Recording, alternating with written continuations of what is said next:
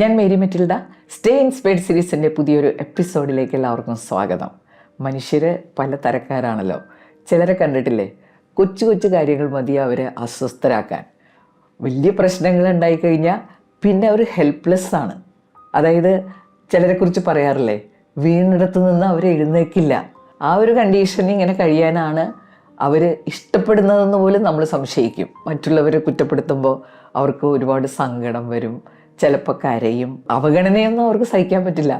ചിലപ്പോൾ ചില കാര്യങ്ങൾക്ക് നമുക്ക് ക്ഷണം കിട്ടാതെ വന്നാൽ മതി, പ്രശ്നമാകും. പിന്നെ ദൂരെയുള്ള മക്കളൊക്കെ ചിലപ്പോൾ ഫോൺ ചെയ്യാനൊക്കെ വിട്ടുപോകും.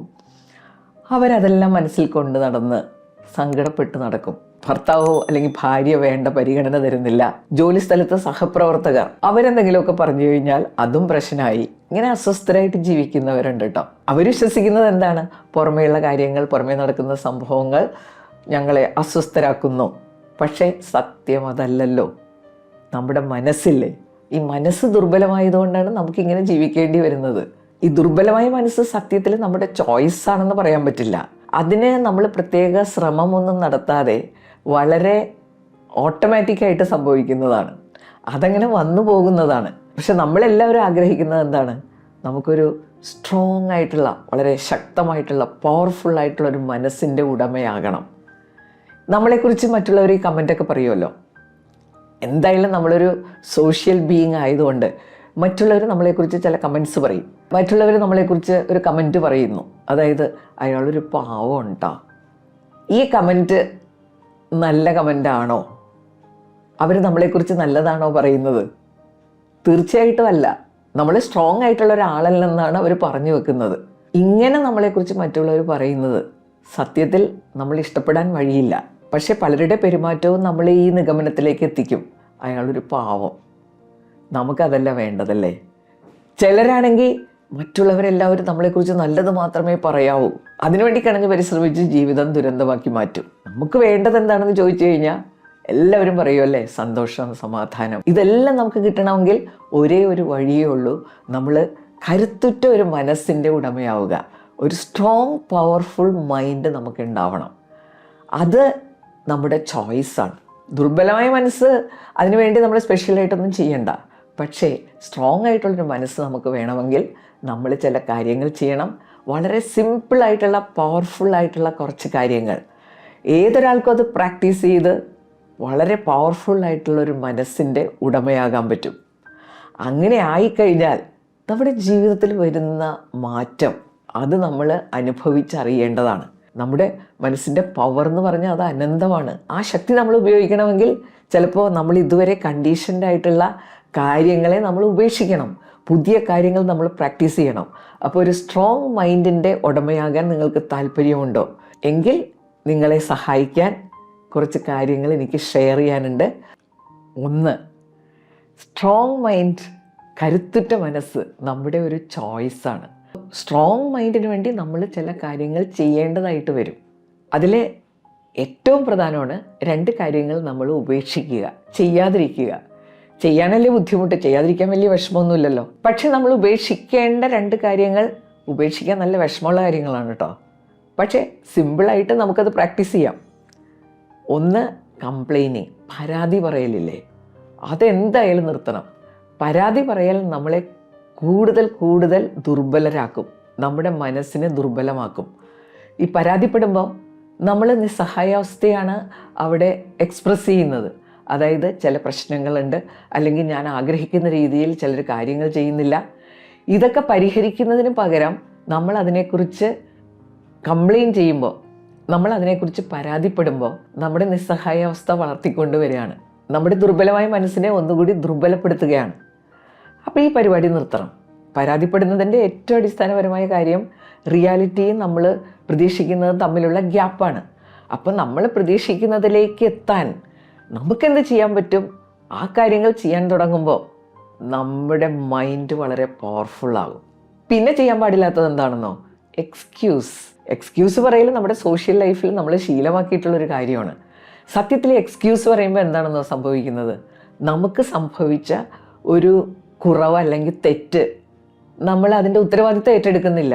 നമ്മൾ ബാഹ്യമായൊരു കാരണം അതിനുവേണ്ടി കണ്ടെത്തുകയാണ്. അതിൻ്റെ അർത്ഥം നമ്മൾ ഇമ്പ്രൂവ് ചെയ്യാൻ, നമ്മൾ നന്നാകാൻ തീരുമാനിച്ചിട്ടില്ല. അത് നമ്മുടെ മനസ്സിനെ ദുർബലപ്പെടുത്തും, നമ്മളെ നിസ്സഹായാവസ്ഥയിലേക്ക് തള്ളിവിടും. അപ്പോൾ ഒരു പവർഫുൾ മൈൻഡാണ് നമ്മൾ ആഗ്രഹിക്കുന്നതെങ്കിൽ ഇത് സ്റ്റോപ്പ് ചെയ്യുക. ഇന്ന് വൈകിപ്പോയി, അതിന് നമ്മൾ എക്സ്ക്യൂസ് കണ്ടെത്തിയിട്ട് കാര്യമില്ല. വൈകിപ്പോയി, അതാണ് റിയാലിറ്റി. അപ്പോൾ റിയാലിറ്റി ആക്സെപ്റ്റ് ചെയ്തുകൊണ്ട് എന്ത് മാറ്റങ്ങൾ വരുത്താൻ പറ്റുമെന്ന് ചിന്തിക്കുക. എക്സ്ക്യൂസ് ഇങ്ങനെ പറഞ്ഞുകൊണ്ടിരുന്നാൽ നമ്മളെപ്പോഴും നമ്മുടെ മനസ്സിൽ ഉറപ്പിക്കുന്ന ഒരു കാര്യം എന്താണെന്നോ, ഞാൻ മാറാൻ തയ്യാറല്ല, ഞാൻ മാറണമെങ്കിൽ മറ്റേയാൾ മാറണം. അത് ഒരു കാലത്ത് നടക്കാനും പോണില്ല.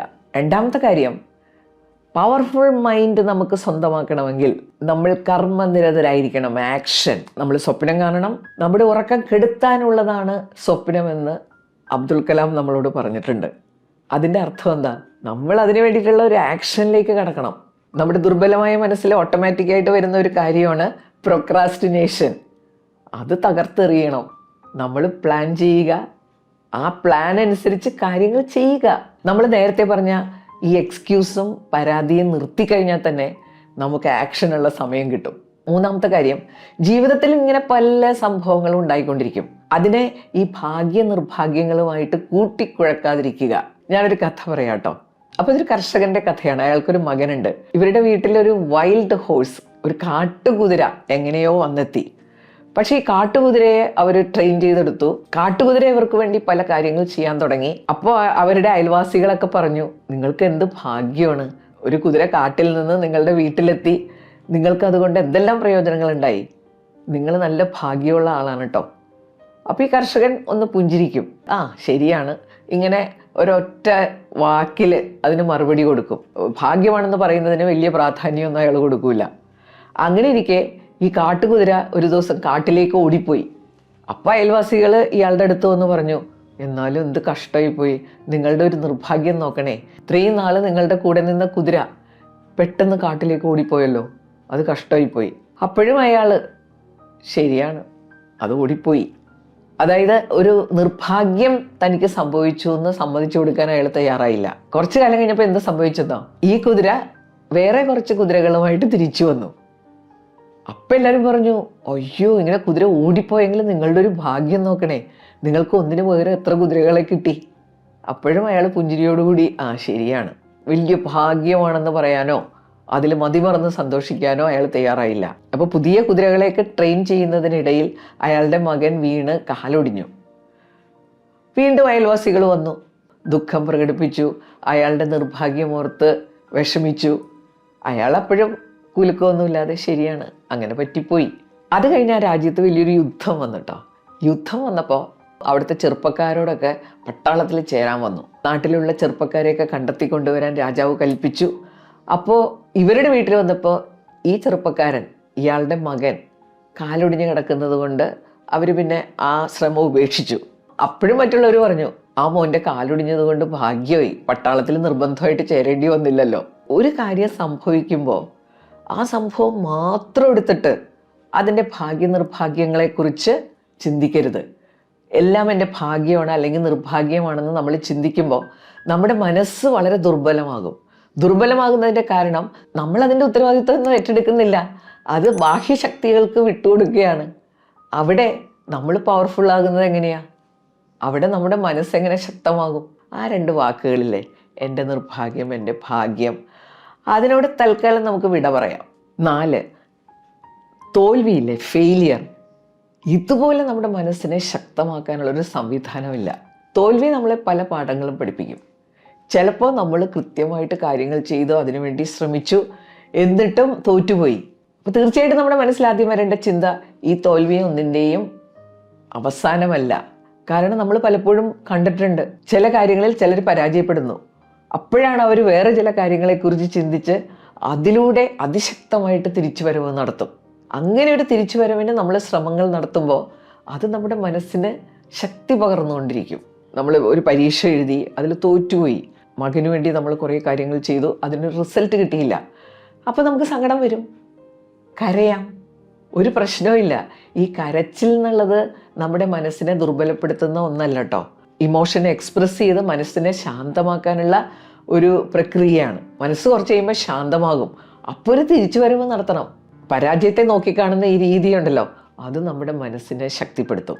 അഞ്ചാമത്തെ കാര്യം, ദുർബലമായ മനസ്സുള്ളവർ അവർ ശീലിച്ചു പോകുന്ന കാര്യങ്ങളിൽ തന്നെ തുടരാൻ ഇഷ്ടപ്പെടുന്നവരാണ്. നമുക്ക് തൽക്കാലം സുഖം തരുന്ന, സന്തോഷം തരുന്ന കാര്യങ്ങൾ ചെയ്യാനാണ് അവർക്കിഷ്ടം. അപ്പോൾ നമുക്ക് കരുത്തുറ്റൊരു മനസ്സ് വേണമെങ്കിൽ നമ്മൾ എന്ത് ചെയ്യണമെന്നോ, കംഫർട്ടല്ലാത്ത ചില കാര്യങ്ങൾ നമ്മൾ പ്രാക്ടീസ് ചെയ്യുക.